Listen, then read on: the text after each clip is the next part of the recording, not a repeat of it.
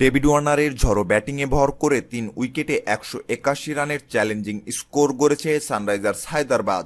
দলের হয়ে সর্বোচ্চ ৮৫ রান করেছেন ওয়ার্নার।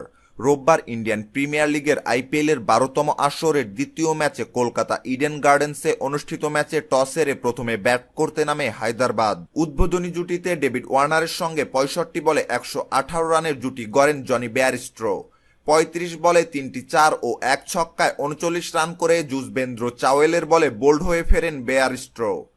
তবে একের পর এক বাউন্ডারি হাঁকিয়ে যাওয়া হায়দ্রাবাদের অস্ট্রেলিয়ান ওপেনার ৫৩ বলে ৯টি ৪ ও ৩টি ছক্কায় ৮৫ রান করে সাজঘরে ফেরেন।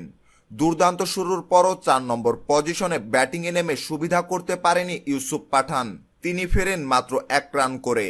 শেষ দিকে বিজয় শঙ্করের ঝড়ো ব্যাটে ১৮১ রানের বড় সংগ্রহ পায় সানরাইজার্স হায়দ্রাবাদ। বিজয় শঙ্কর ২৪ বলে ২-৪ ও সমান ছক্কায় অপরাজিত ৪০ রানের এক ইনিংস খেলেন। এদিন ব্যাট হাতে নামার সুযোগ পাননি সাকিব আল হাসান। সম্মানিত ভিউয়ার্স, খবরটি সম্পর্কে আপনার মতামত জানিয়ে কমেন্ট বক্সে কমেন্ট করতে ভুলবেন না। ক্রিকেটে নিত্য নতুন সকল সংবাদ সবার আগে পেতে চ্যানেলটি এখনই সাবস্ক্রাইব করুন। ধন্যবাদ।